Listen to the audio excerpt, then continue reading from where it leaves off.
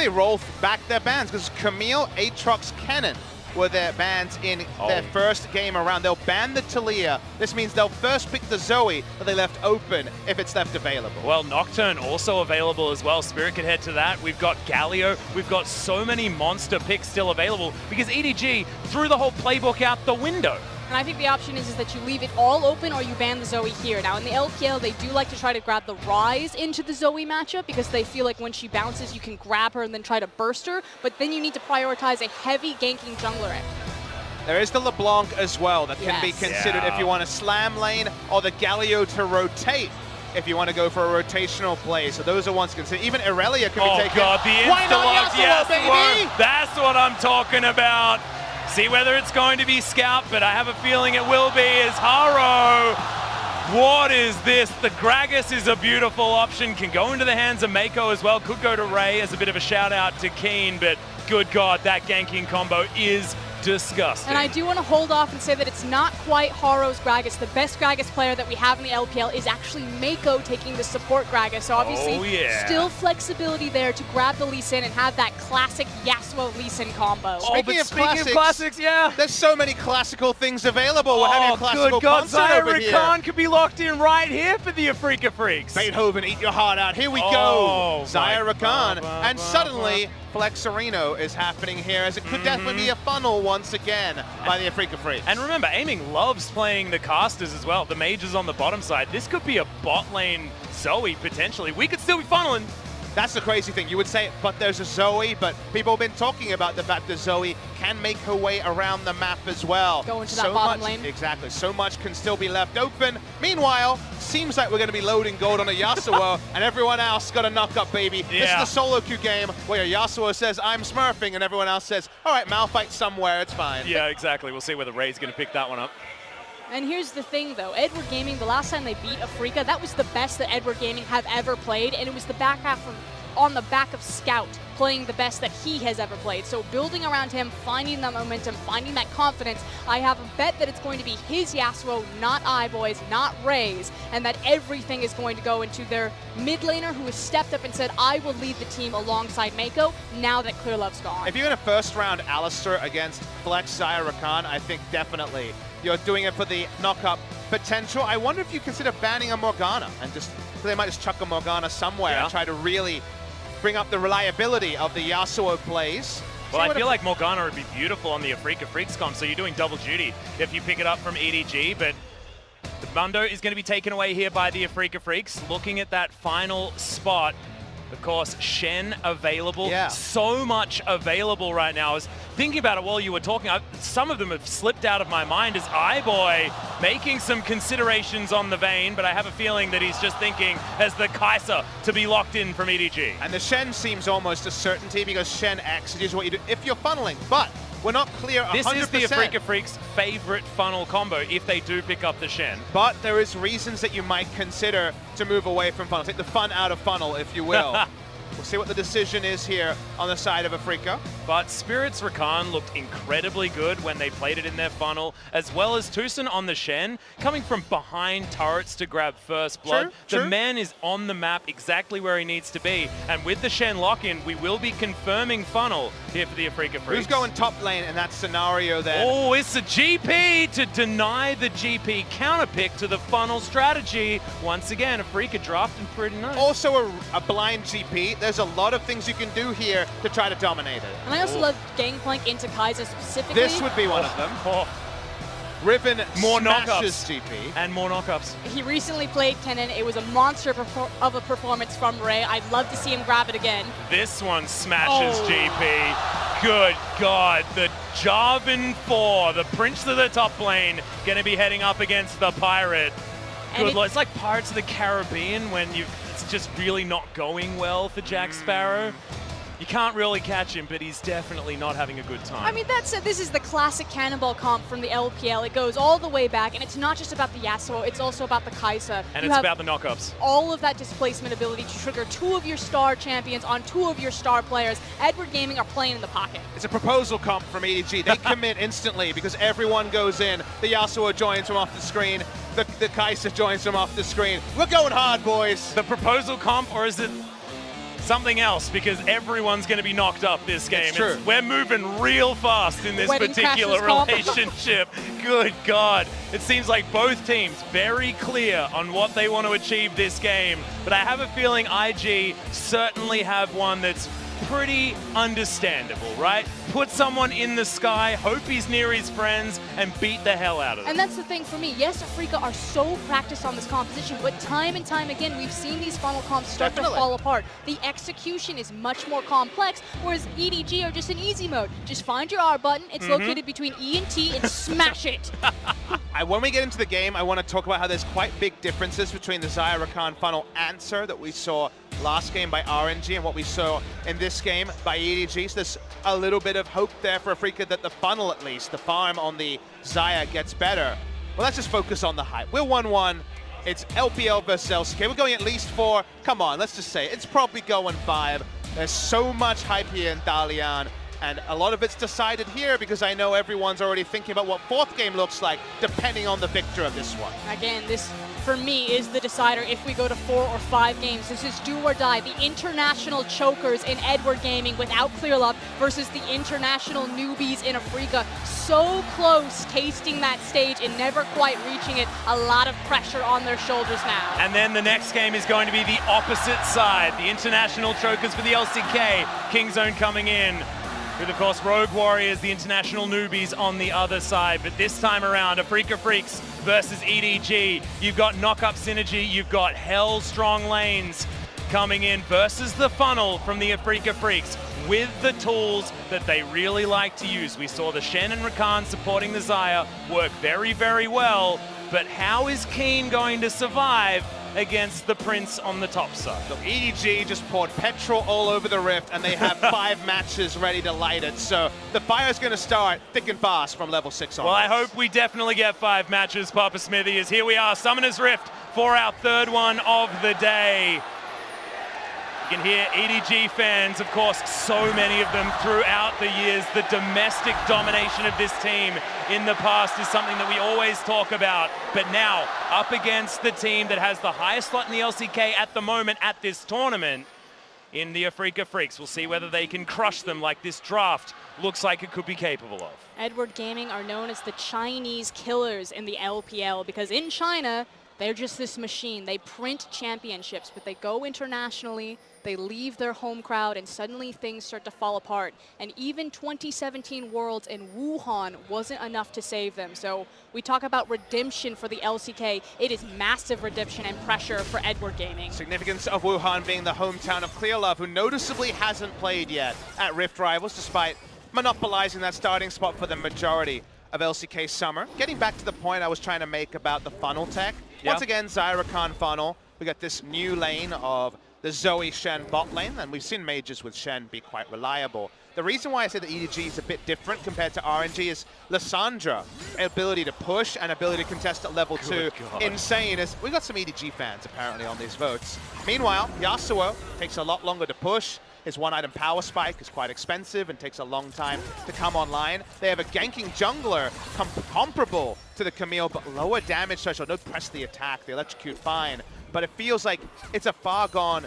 We know that Yasuo Gragas turns on at level 6. Meanwhile, we saw Camille and Lissandra turn on at level 2. It's also a very different start and execution already out of this funnel comp. So you're talking about the different tech, and it's already being piloted very different. The fact that Afreeca had a delayed invade, looked to 3-buff, which is now forcing Haro to go for double red if he doesn't just want to lose everything on the map. But I believe, okay, no, he didn't lose both scuttles. It wasn't as bad as Score versus Raze, but Haro definitely put on the back foot in terms of tempo, not unleashed like She was in the previous game. And that's why the prospect of a funnel against Afreeca Freecs is so scary, because in Korea they're known for their preparation. They don't have Faker, they don't have superstar names. They have players you've heard of before, but they don't have the one person to point out and say, this guy's the big carry. Keen evolving into that name, but no one is an international superstar just yet. But they're famous for playing more scrim blocks than any other team. They play their B team when they can't get other scrims. They play almost no solo queue. I hate them because I try to scout them in solo queue. Their last game played a month ago, and all right, we're taking it easy. But no, they're scrimming so much that they don't have time.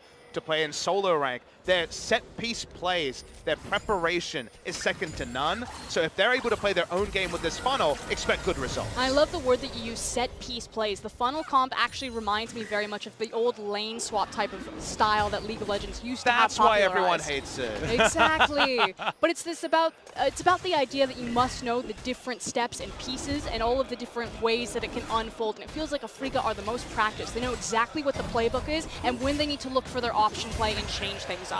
Well, Mako not going to go to sleep just yet, but does get taunted. The cow taking about half of his health bar. Nothing really to worry about. Here at the top side, though, Keen having a great time picking the grass just to have a little bit more control in the lane. Seems to have worked out. We'll see whether Ray is going to be able to pull this one back now that he's picked up that full wave under the turret and grabbed that experience. We've had a pretty decent amount of GP. It's our first Resolve Tree GP from a Korean team.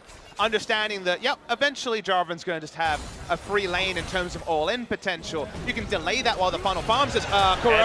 Yeah, Kuro is going to get ignited, but he's going to survive this one. Chugs down on some potions and will be okay. Here comes Haro, though. We talk about best bot lanes in the LPL. This is the best kill bot lane in the LPL. Mako and iBoy are relentless, whereas Uzi and Ming are about creating gold gaps and experience gaps versus zoning. They do so by killing. And no flash available from Kuro as well. There's a flash body slam. Explodes. iBoy gets the kill for first blood for the LPL. And Kuro has his ward up, but has no time to ward in any sort of defensive spot. Could just hung it around the corner if he was too scared to face check the brush. Doesn't, and while his first thought was to walk back, the flash body slam did the rest of the work. And the thing is the magnifying glass has to be put on aiming and Tucson down here, excuse me, Kuro and Tucson down here, because this is where Edward Gaming are going to attack time and time again. You look at the composition, it's all about the Yasuo, it's all about the Kai'Sa, but you look at Edward Gaming, it's always about the bottom lane. Well, you saw Tucson was able to at least bully the Gragas away from that Krug camp. Did manage to take it down, but at least everyone going to be going back home. Kuro's going to be able to do some farming, got himself some boots and a book. And hopefully in that book are some guidelines about surviving after your flash is down against a Gragas. And we should consider the new guidelines of 8.13, and we've seen a lot of funnel from the LCK. When they haven't played funnel, we've actually seen some pretty good results also. In fact, I believe their win rate without funnel comps has been very high. The reason why I make the overall point is, remember again, the guideline from 8.13 is, if you die early, it's less punishing. So you do get Kuro back on the Rift faster. So theoretically, how much does it matter that someone dies once in the early game while the funnel is still getting the actual farm lead? It's at the moment not massive, but it's been free farm for the Xayah. The question is, you would say on 8.13, less than before. Which is why all the pressure is on Edward Gaming. They need to be proactive. They need to start creating that snowball. We talk about it all the time. Scout's going for a big run. Yep, Ray's just going to flash on top of him. Cataclysm already available. He's waiting for the flash, and he's not even going to use it. Cannon Barrage comes down. Ray's got no mana. Scout's got nothing he can do, charging up the Tornado. But who damn cares? Keen's just running around him. Keen did not respect that all-in at all. Ray's flash wasn't for a knock-up, so there was no way to initiate a knock-up. His EQ was on cooldown, and Keen says, thank you very much, I'll keep my flash. Yeah, thanks very much for yours. And we talk about the different cracks between Ray and Haro and how they synergize with the rest of Edward Gaming. Some miscommunication possibly there, and really shouldn't be because both those guys are Korean. Yeah. Yeah, that wasn't great. Yeah. Yeah, well, the bottom side's doing well. That's the awkward part of the VOD review. Like, skip it, yeah, we know, we know. Yep. Look, see, it's still 1-0. We're still doing great. Everything's good. Don't worry about it. Yeah, but Gangplank's farming extraordinarily well against a Jarvan that was the counter pick given over to Ray. So Keen been doing fantastically well in this matchup. Kuro, not so much here on the bottom side, but has a dash cannon for some extra mobility. People who don't follow Keen's story, is a bit of a who's this guy kind of player because he's come from Everett Winners last year, a team that wasn't doing much winning. I know the name is ironic. This year came in as a carry-only player and played tanks in the spring season. We're like, okay, his tank player is a lot better than we would expect. He's back on the carries this season, and I think this season of playing the tanks gave him the sort of reliability. Tucson might just be dead. Yep, Ebapov, he's going to dash his way out, has himself the shield as well as Guardian's going to help out. And now Kuro's trying to fight back, but EDG winning that one handily. What I want to finish on Keen is, he has a lot of poise. This is a guy that doesn't get rushed. He won't randomly flash. He's much more experienced in terms of his play than the level of experience that he's amount of time he's played. Exactly, well. Very young player, but his high school diploma while playing pro in spring season.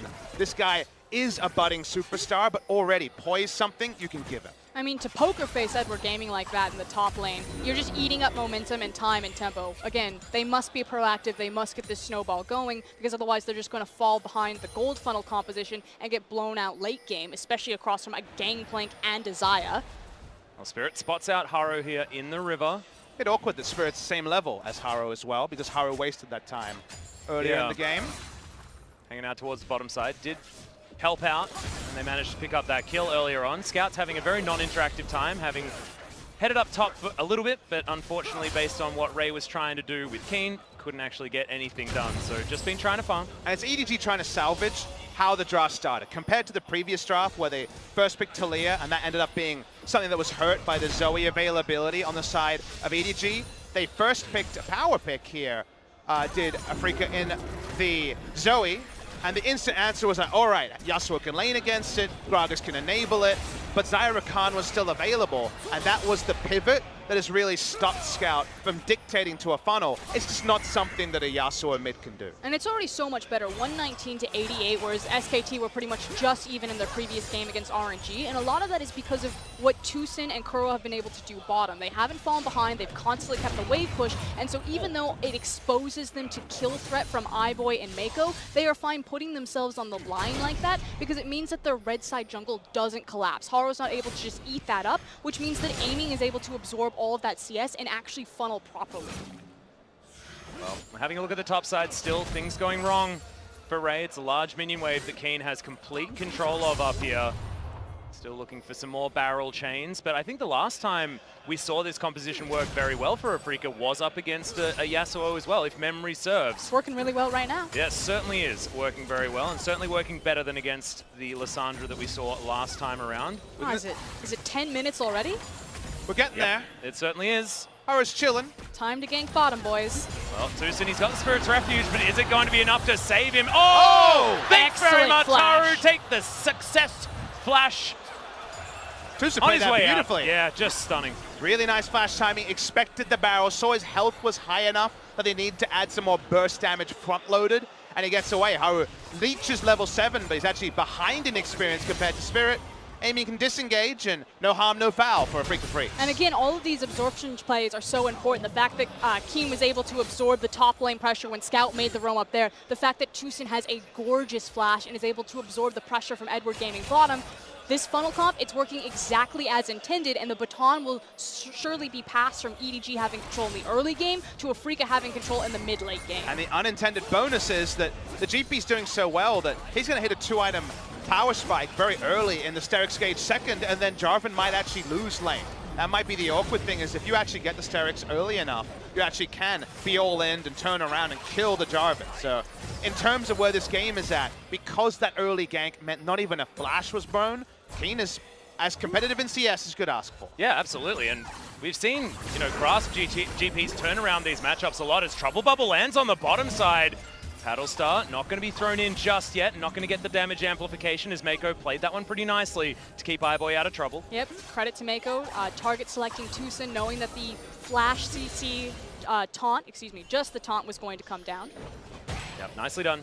They are going to disengage, moving back under their turret as iBoy doing his best to navigate this lane, but he's even in farm, and as a Kai'Sa, if you get yourself a free lane like that, you're feeling pretty good about it, but this is not the funneled Kai'Sa, it's just going to be regular mode.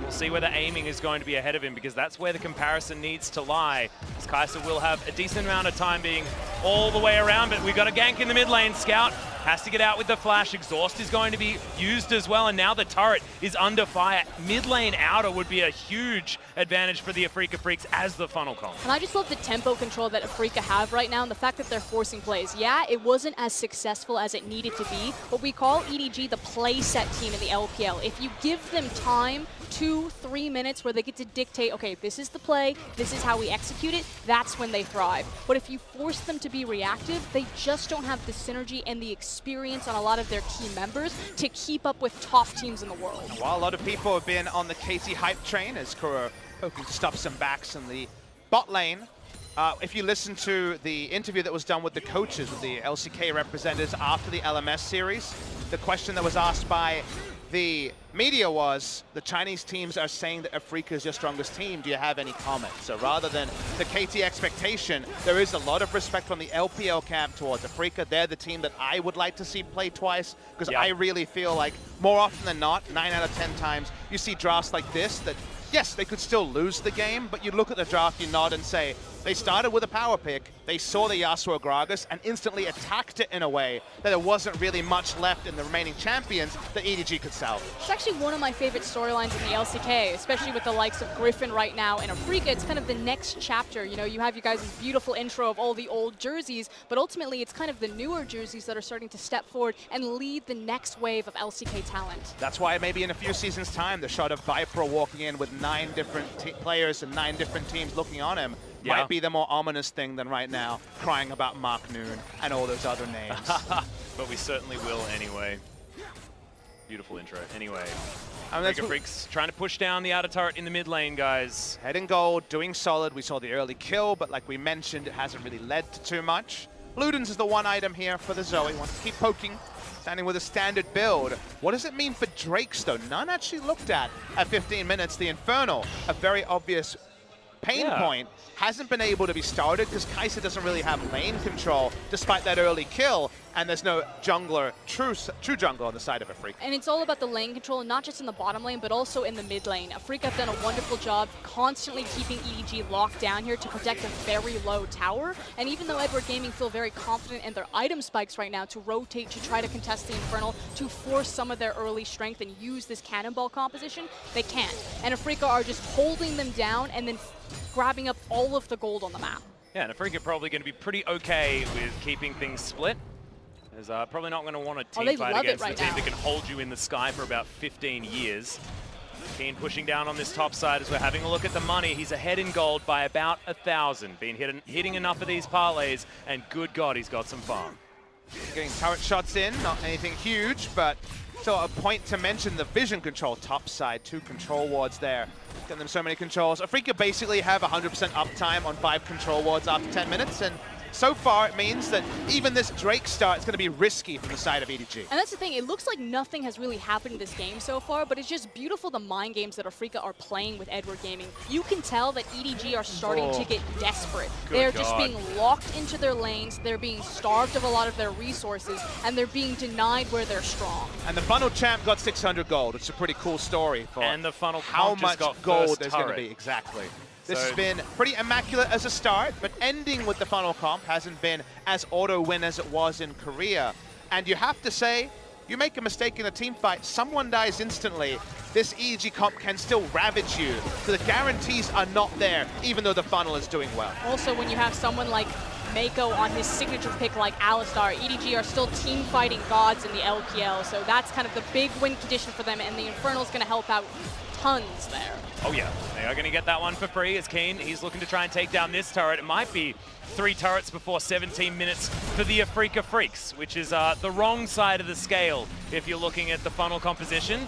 Keen's going to be able to lock that one down. Has himself some barrels in here as well as Ray. He might be in trouble. Everyone's moving up on the side of the Afreeca Freecs, and Ray, he's the one that has to get out. This ain't a counter pick. I feel like it looks like Keen picked the GP into it. Keen is absolutely making Ray look very ordinary in this game. He's played the laning phase immaculately under quite a lot of pressure, both from the pick and also the Yasuo roaming early, and the threat of the Gragas takes down the turret, starts working towards next item, which will be the Sterix Gauge. Stop him being all in. Just another day out for Keen. That's why we rate him so highly. Yeah, incredible play, and also genius to pick up that keystone in the grasp of the Undying as well. He was one of our first GPs to do so in the LCK when we saw it as a bit of a pickup into the Gnar matchup, which turned around so many different times. Going to be useful here against the Jarvan as well, as Shelly's taking a bit of a beating from Afreeca, but EDG, with Mako leading the charge, is something that has to be respected. This is what I'm talking about, the desperation. Edward Gaming, they're now, what, 2K, close to 3K gold behind a funnel composition that has great scaling potential. You can tell they're hunting, they're trying to poke their head in, they're trying to figure out how they take a foot back into this game through forcing a fight. And the funnel comp was so happy to start the Rift Herald there because their fallback was an entire 3 camps available on the blue side. So they were like, well, if we get the Rift Herald, that's great. If not, we move back. It's no real cost to the play. So just very comfortable stuff from Afreeca. Well, Super Soaker is going to decorate EDG members with some cold ice. Haro is going to be able to lock down the blue buff for himself, but means that it's not going to go to anybody else. I guess iBoy was the one that kind of wants it on the side of EDG. Haro is probably going to be picking up most of them. Now pushing down the bottom side. That outer turret still remains, but there's so much pressure here. And unlocking the map as a funnel comp, having all those more camps for aiming and Spirit to roam around to, it's real dangerous stuff as Portal Jump gets courtesy. It's also the fact that they still have Shin and Zoe, so yes, you unlock the funnel comp to have more access to more gold, more camps, but you also unlock the fact that you have a hard engage from Rakan, you have the Stand United so you can play cross-map so easily, and then Zoe is the ultimate win more type of champion because of her ability to cover up choke points and just obliterate you underneath your towers. Edward Gaming have frankly really run out of time, and now they're unfortunately at this point where, okay, Afreeca have their items, we kind of have ours, but we don't feel confident, and now they just need to survive for another 10 minutes, but that type of damage is going to make it very difficult. Mako holding the ultimate is actually real scary here. Throws it back in as Kuro immediately flashes. That's not going to be a spell thief as Cannon Barrage comes in. Mako, the ultimate's going to wear out as Kuro really wants to find it. Ignite is going to be able to pick. No, it's not! As the perfect timing's there from Mako Keen. Just shoots him in the face though as he teleports his way forward. Tucson picks up the kill on the Gragas on the back end, is aiming so much money, so much gold, and so much damage as Scout gets torn apart on the back end. Has to flash to get out, and it's a beautiful team fight from the Afreeca Freecs in the end. Kuro ends up initiating with his face, but they're so far ahead, it doesn't matter. Will aiming push any damage? He won't. He'll just take the red buff. He's fine with that. Oh, almost accidentally kills Yasuo. Who, just calm as you like, is just going to back his way out. That was cute. So many items on aiming that when he walks in after the ult, after everything is used on the Zoe, he already had Phantom Dancer. He doesn't give any mundos about the Kai'Sa. Run straight at her, and it was always going to be a one team fight by Afreeca Freecs. And if we go back to this idea of if you're in the practice room, if you're looking at the VOD of this game, Edward Gaming, you circle this moment, you say, that's the kill shot. This is where we lost everything. Now, there is still opportunities because they do have a wombo combo type of composition, but from this point forward, Afreeca should be looking like they're sprinting towards the finish line. The fact that they won this team fight so handedly off the back of an incredible performance from Kuro, just 1v1 mechanically, was beautiful. Really greedy stuff, but he really sensed blood. They knew aiming was coming in. And then level 14, Xayah amusingly walks next to someone being Cataclysm and says, I've got a lot of items and now I can walk around. And that's where things were very bad for the side of EDG. And Keen was just a monster. The Cannon Barrage, 3 people stood in it the entire duration, and then comes down and lands barrel after barrel, shoots people in the back of the head, and that it was all over. I think this top lane really has had so much to do with how the outcome of this game has gone, and it should have been the other way around based on counterpick potential from EDG. And now he's like immensely far ahead. He's the most far ahead. He's 2 items against someone who's going for the random sampler. Oh no, he's got 3 items. Kindle Gem, my favorite completed item. It essentially means that that 10-minute window that Edward Gaming needed to survive in now has extended to 15, closer to 20 minutes. They are just white-knuckling, holding on to the cliff, and here comes Scar, just ready to launch Mufasa off. And here comes Dalian picking up on the same analysis, and there's a tinge of just real desperation in their voices. They understand that it needs to be a few team fight victories in a row. You're not far enough ahead or even compared to the previous teams that have won at 22 minutes and closed the game. That will not happen in this game, even if they get a wipe. Which means now all attention has to come to the Vision game. You see EDG immediately stack up, trying to do their best SKT at Worlds impression. Maybe they find a pick, but they need to at least clear out their jungle, lay down their defensive vision, and then to start playing red zone defense around the Baron. But what do you do about this Pirate? Cry. Who's just doing whatever the heck he wants. Ray even going to take damage from those barrels. It's just such a problem for EDG, and all of the vision that you were talking about throughout this entire game still there for the Afreeca Freecs. Aiming, picking up minion wave after minion wave. And a nice 322 CS at 22 minutes. He's Flame Horizon the clock at 22, which is despicable. And Infinity Edge was picked up. I know, that's the nice item, Atlas. Yeah, I could see that. Maybe this time we need to use all our ultimates on that guy. Yeah, and then he's going to press Featherstorm, and then everyone's going to be really he might play sad. Stopwatch instead. But then you're still dealing with your Sterix Trinity gangplank. And the thing is that Afreeca have so many ways to play out the map. They don't have to funnel into the 5v5. They don't have to get Edward Gaming the Miracle Wombo Combo team fight. They can continue to punch Ray repeatedly in the face with this gangplank. I'm really not sure who you ult as the Jarvan, because The GP kills you, the Xayah lifts off, and the Zhonya's on. Yeah, it's the who's trapped in pray here with who type question. That they're all holding hands. Yeah. And you just get the Red Rover Damage situation. ultimate. Prayer circle? Like, what is happening? I mean, the press circle might be the next point. Yeah, I for think EDG. press circle is what EDG are sort of needing at this point in time. As far as what a funnel comp wants, a 6,000 gold lead is not something we like to talk about. We like to talk about, can they come back from a 6,000 gold deficit? And the answer in the LCK a lot of the time was yes. It's a The bit of answer a, in the LPL has been no. it's a bit Yeah, of I've an seen some of your emergency funnel comps though. There's some weird ones. purchase on the Yasuo here. Already GA first, looking for an extended fight, not the burst. This is your moment, Mako. Yeah, it doesn't have the Infinity Edge either, which is so important for Yep. the Yasuo as well, for that 120% crit. It's Afreeca Freecs. Minion wave in the top side is starting to push. EDG, it's all about the next execution. Even one ability on cooldown could be a problem. It's going in. Yep, there's the dive forward. The quickness just going to charm everybody up. And look at the health bars. The red ones are just disappearing. Kuro goes down to his stopwatch, but Highboy in the back lane is getting the work done. Aiming instead. Somehow they find the fight, and EDG straight over to the Baron. How did we underestimate this team? It shouldn't have happened like this. And Edward Gaming are the machine. It doesn't matter if it's Clear Love. It doesn't matter if it's Haro. They will do the same thing every single time. Team fighting gods. It may be an international event, but they're still in China, and the crowd is still behind them. Afreeca tunnel on what they want to kill, and they allow Highboy access into the back line.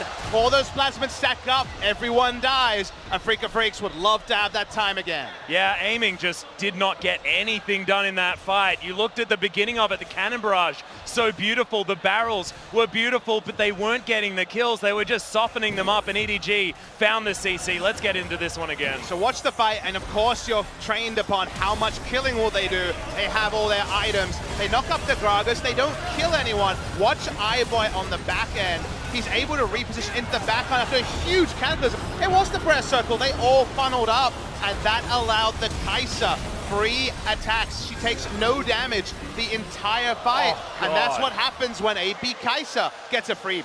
And now suddenly Edward Gaming are back on even footing, but certainly not ahead in this game. They still need to win multiple team fights, and you have to know that Afreeca aren't going to make that same mistake again. They immediately looked at each other and said, okay, maybe we probably shouldn't all stand together for Jarvan to just put us in a hoop. Yeah, but it's now 2,000 gold, the difference between these two teams. You've got Sterix Cage almost completed by Scout. You've got the 2-item spike that you're looking for as the Kai'Sa. The crowd erupting in favor of EDG. We thought this might have been all she wrote by the early game, but we certainly have a game on our hands, as now this gold lead is going to evaporate for the Afreeca Freecs as the towers start to crumble. And repeatedly this idea, the weight of the crown, LPL, the defending champions here. It's Edward Gaming where it feels like everything is on the line for them, because then it's just their 4th place team, Rogue Warriors, between them and defeat. So all of the pressure is on EDG to shine.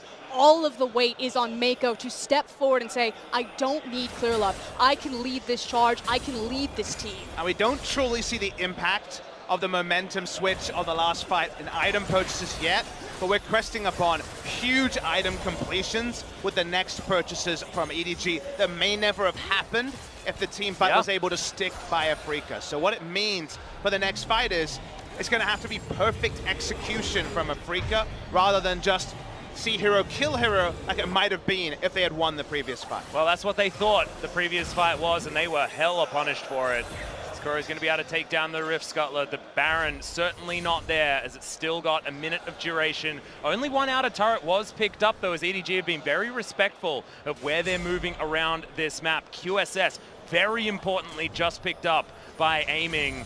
You got the Storm Razor there for Keen as well. 3 items on the gangplank is huge, and he's going to turn up here towards the bottom side to try and deter Ray. And he certainly does. Look at those crits with the Storm Razor. And again, for Edward Gaming, it's so much, as Papa's talking about, just evening up the score. They want to grab the free towers if they can, but more importantly, it should be about clearing out the vision, neutralizing that vision line, maybe poking some of your offensive vision forward, and making sure that you're staying together, that you're covering your flanks, because the composition only thrives when it's together.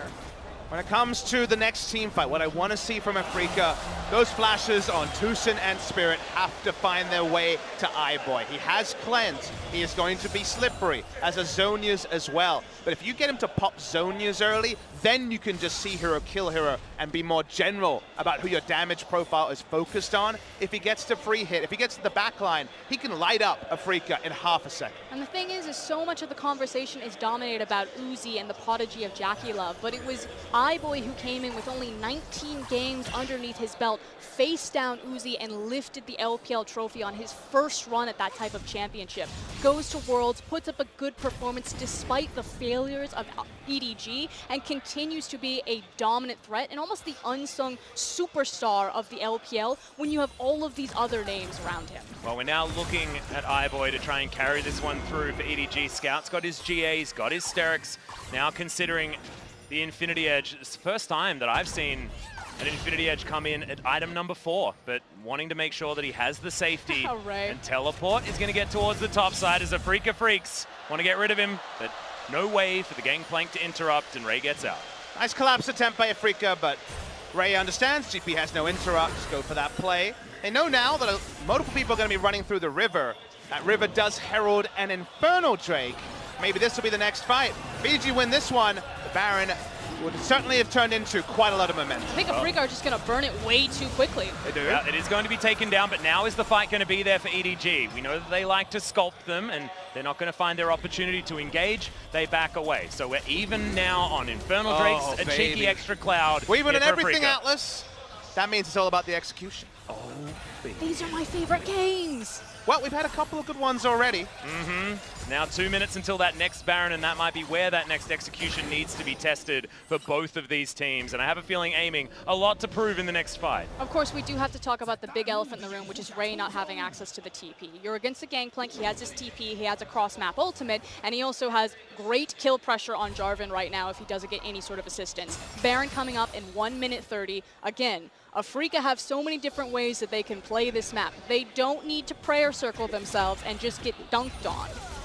Well, we're very close to a GA as well from Keen. Picks up the BF sword, has his stopwatch, which hasn't been broken as of yet. A lot of the members of Afreeca Freecs, remember, quite squishy. Spirit, not a lot of health to his name. Tucson as well. It's a pretty anemic Shen. Afreeca Freecs need to take care of their carries in this next fight. Aiming needs to survive. They need to find a way to kill iBoy with that CC that these two supports are going to offer. Wave management's very important here. You saw that 2 members had to split off from Edward Gaming, which means that Afreeca should take this tower for free and then immediately recognize, okay, the flank potential is here. We now need to disengage back into Fog of War and start setting up our vision in the river. Yep, they are going to do so. Grab themselves those waves as well as EDG, like you say, move top and bottom, get those ones pushing, and you can see Keen, he's going to move towards the bottom side, finish off that minion wave, possibly get his GA, and then 10 to the top side, but EDG now able to push back in the mid lane and get some control around this Baron. 30 seconds until the big purple worm is available again. But Keen is reading this play 2 minutes in advance. He's already got it pushing. Someone will have to respond, and Afreeca can just stall. Afreeca do have limited control wards, 2 each for the 2 supports here, so they don't have 5, or the ability to put down 5 with things like the stopwatches littering. To see GP pick up 1 himself to And do the GA. a bit of helping, and yes, the Guardian Angel is complete. 4 items on both carries. All about execution, aiming very much a rookie as a lot of the other people here. Look at Ray. Yeah, he was positioned for that one. It almost looked like Haro picked up the trouble bubble on purpose. I'm going to assume that that is some sort of monument. I'm pretty confused, but Ray's going to use his stopwatch, denies the pose. knock-up as now Tucson gets the flash from him afterwards. We were all very confused, but the Jarvan almost died, guys. It was a cool pose, though. Yeah, that it was a was. 7 out of 10 at least. Yeah, I liked it. Oh, I think everyone's hearts in their mouths, whether you're an LCK fan, an LPL fan, the Dalian crowd, a nervous laughter has broken out a couple of times because it didn't seem like it was going to come to one team fight. It seemed like Afreeca had so much in the bank. They were basically the banker in Monopoly. They were ready to go. They have very little in the bank. They make a mistake here, 1 bad investment. This game goes to EDG. Well, the Baron is going to be stopped. Void Seeker doesn't find the target here from iBoy as Spirit considering a flank. They have so much vision control. They've got vision domination of this Baron area. But listen to the crowd. You don't hear a word. Here we Well, go. Kuro's going to dive forward. Trouble bubble, not going to register. Afreeca Freecs just testing the waters. Haru, I'm trying to look at that screen. I believe it's Runic Echo Zeke, so he's very, very weak. Yeah, very squishy. In terms of actually being able to impact, yeah, he has less than 2,000 health, so clearly super, super squishy Batman. I know it's weird. He's been on a diet. You haven't seen the changes yet. Might need a bit of surgery to deal with some of those Have you been faults. talking to Gragas, Pop Smithy? I tried to. Yeah, I think that he's a good certainly guy to taken, drink with. Yeah, he's certainly taken some leaves out of your book, though. He's lost a whole bunch of weight this game, That especially means by 33 minutes. He throws a cask, he hopes Yasuo profits from it, and then he's just a buff bot. Will he be in range for a smite, as this is a Will anyone load even? of damage? Yeah, exactly. Will anyone even be able to make it here, as they have no vision? It's going blind. It's just going to get taken down. The barrel's too late, but they had no vision, no idea, and that's a free one for Afreeca. And we were talking about how the vision game was going to be so important at this point, because it was about how you can protect that Baron, how you could set up that team fight. Edward Gaming, blink, they lose the Baron, and now power back in Afreeca. They're in the driver's seat. So much damage on the side of Afreeca and the front line. Someone like Haru being so squishy means you second guess the face checks a lot more. You try to wait for friends that with a different build you might be a bit more risque about. They give up the Baron. That means that their siege goes from being kind of okay to pretty over the top. Zai not the best sieging AD carry, but they have the Zoe. They have ways to poke. They'll want to break the base and take an inhibitor with this Baron. So the most important thing for EDG at this point, again, move back into your jungle, set up defensive control wards, and try to create avenues for flanking positions. You want to make sure that you can get Ray, and most importantly, Mako to the side of Afreeca when they step forward to siege these towers, to use these Zoes, and then try to go for your big wombo combo and kill all of the Barons at once. Well, now we've got all of the CC from Afreeca just hanging out around this inner turret. Looks like that's the avenue for Afreeca Freecs to attack with this Baron buff. Keen bringing up the wave in the mid lane just to make sure that they can have extra pressure. Top wave pushing back, but it's going to be a while before it does anything, and that tower evaporates. Afreeca Freecs, so much damage. We know EDG, they can team fight, but can they make the right moves to save their base? Playing multiple lanes is right from Afreeca. Very limited wave clear from EDG. It's really only iBoy popping in with a Q every now and again. So they're happy to play just 2 lanes. Pushing up here, EDG looking for the God Barrel to start the chain. Well, Keen's going to set it up here as we're starting to take damage. This Siege minion, of course, Wind Wall can stop a bit of that damage, but do really need to turn their attention to these minions that are taking down the base. In goes Mako. This could be the engagement. Featherstorm stops it. Blade Caller for the snares is now iBoy wants to get the work done, has to use the stopwatch, but he's dead, everyone. This is the fight over as Afreeca Freecs turn it on its head. EDG do it once, but damn straight they can't do it again. You can't get aiming down the second time. He's aware of it. Haru will be able to walk out, and Spirit will just interrupt any back timings, and Afreeca will look to close the game now. And the best case scenario is that Haru can just stall time, but like you said, so long. They've got the minion wave, they have all of their carries. This should over. be Afreeca taking the game, and which means it's King Zone versus Rogue Warriors to determine if we go to game 5. Rogue Warriors have to do their best attempt like MVP did last time around for the LCK. I feel like the shoe is on the other foot, but anything can happen when it's King Zone Dragon X. But this game, all about the Afreeca Freecs. We got that one team fight. EDG made it look like there was a chance, but the macro play, the funnel strategies, and Afreeca Freecs come out victorious. Such a bittersweet moment. You see the miracle, the fact that they get that type of play, but in the back of your head, it's Edward Gaming, international event. It doesn't matter who it is, they can team fight, but ultimately they will fall down. Still, my respect for EDG only goes up after this game. They were outdrafted. The Xayah Rakan really shut down their hopes with the Yasuo Gragas. The early game went just the best possible for Afreeca Freecs, and yet, when you are as good at team fighting as EDG has, there was still a way back into this game. I think in that scenario, pre the team fight that EDG won, 9 out of 10 teams just lose the game in an uninteractive fashion. They were the 1 in 10. They made it a game, and with that second fight had also been a miracle, they could have still won. But now I pose this question to actually both of you LCK experts. We're listening. You look at that type of performance from Afreeca, you look at the performance from KT. If the miracle does happen and Rogue Warriors are able to take down King Zone and we go to game 5, is it Afreeca or is it KT roster that represent the LCK? KT. For me, because I want Mata against RNG, I'd say KT. I think you need firepower in the bot lane. I think you need a chance to go standard. I don't think Afreeca goes standard against RNG. So because Afreeca actually had the misstep here, if they closed this one out uninteractively, I would have said Afreeca. Because of their misstep, Throw me on the hype train. Let's all get excited. I'd send KT Rolster. Oh, hell yeah. We're aligned on the KT Rolster hype train there, but we may not get to see them as Kingzone are going to be up next against Rogue Warriors, but damn, look at that GP damage. Keen honestly turned this whole game on its head by dominating the Jarvan matchup. Who's the best top laner in Korea? Who's the best top player in the world?